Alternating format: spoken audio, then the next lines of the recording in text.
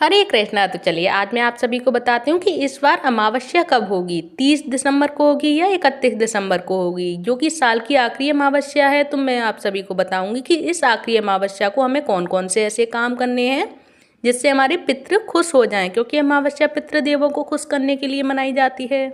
तो मैं शुभ डेट के बारे में भी बताऊंगी और शुभ मुहूर्त के बारे में भी बताऊंगी, और इस दिन हमें कौन कौन से कार्य ऐसे हैं जो हमें नहीं करने चाहिए, पितरों को नाराज ना हो जाए इसलिए हमें कौन कौन से ऐसे काम हैं जो कि अमावस्या वाले दिन हमें नहीं करने चाहिए। तो वो कौन कौन से काम है ये मैं आप सभी को इस वीडियो में बताऊंगी। सो प्लीज़ ध्यान से मन लगाकर सुने, क्योंकि अगर हम इन कामों को गलती से भूल से भी कर लेते हैं तो हमारे पितृ नाराज हो जाते हैं और घर से सुख समृद्धि चली जाती है। तो चलिए जानते हैं सुख समृद्धि बनाए रखने के लिए, पितरों को खुश करने के लिए इस साल की आखिरी अमावस्या को हमें क्या क्या करना चाहिए और क्या क्या हमें नहीं करना चाहिए। तो इस बार जो अमावस्या पड़ रही है वो पड़ रही है सोमवार की अमावस्या, जिसे सोमवती अमावस्या कहते हैं। और सोमवती अमावस्या पर स्नान दान के अलावा शिव पार्वती की पूजा करने का भी विधान है। तो आइए जान लेते हैं कि साल की 2024 की आखिरी अमावस्या कौन सी है। और कमेंट बॉक्स में प्लीज़ हर हर महादेव अवश्य लिखें शुरू करने से पहले और सुनने से पहले। और हिंदू धर्म में हर तिथि जो हर बार का अपना एक महत्व, धार्मिक महत्व रखती है। ऐसे तो हर महीने की अमावस्या आती है, लेकिन सोमवती अमावस्या का काफ़ी ज़्यादा महत्व होता है। जब अमावस्या तिथि सोमवार के दिन पड़ती है तो इसे सोमवती अमावस्या या सोमवारी अमावस्या भी कहा जाता है। और इस दिन भगवान शिव और माता पार्वती की पूजा अर्चना करने का भी विधान माना गया है। तो मान्यता है कि इस दिन व्रत के पालन करने से सौभाग्य और सुख समृद्धि की प्राप्ति होती है। साथ ही इस दिन पवित्र नदियों में स्नान कर दान पुण्य करने का जो विशेष महत्व भी होता है, और साथ ही पितृ भी प्रसन्न होते हैं। तो आइए जान लेते हैं कि इस साल 2024 की अमावस्या कब है। तो वैदिक पंचांग के अनुसार पोष माह के कृष्ण पक्ष की अमावस्या तिथि का प्रारंभ होगा 30 दिसंबर को सुबह 4:01 पर, और इस अमावस्या तिथि का समापन होगा 31 दिसंबर को तड़के 3:56 पर। वहीं उदया तिथि के अनुसार पूष अमावस्या यानी कि सोमवती अमावस्या 30 दिसंबर 2024 को ही मनाई जाएगी। तो चलिए अब जान लेते हैं सोमवती अमावस्या का महत्व क्या होता है, धार्मिक महत्व जो शास्त्रों में बताया गया है वो क्या है। तो शास्त्रों के अनुसार अगर अमावस्या सोमवार के दिन पड़ती है तो इसका महत्व और भी अधिक बढ़ जाता है, क्योंकि सोमवती अमावस्या के दिन व्रत करने और भगवान शिव और माता पार्वती की पूजा करने से जो शुभ फलों की प्राप्ति होती है, और इसके साथ ही घर में सुख समृद्धि और संपन्नता भी बनी रहती है।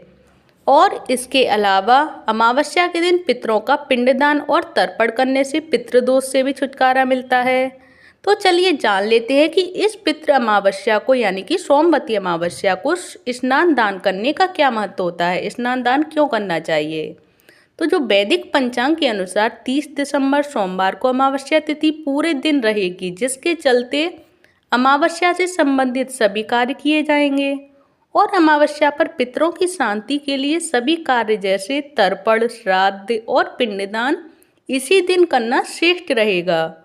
वहीं पितरों को जो पवित्र नदी में स्नान और गरीबों को दान करने का जो महत्व होता है इस दिन, और इस दिन जो महत्व माना जाएगा, वो पितरों को प्रसन्न करने के लिए हमें कौन से ऐसे जरूरी काम हैं जो हमें अवश्य करने चाहिए पितरों को खुश करने के लिए।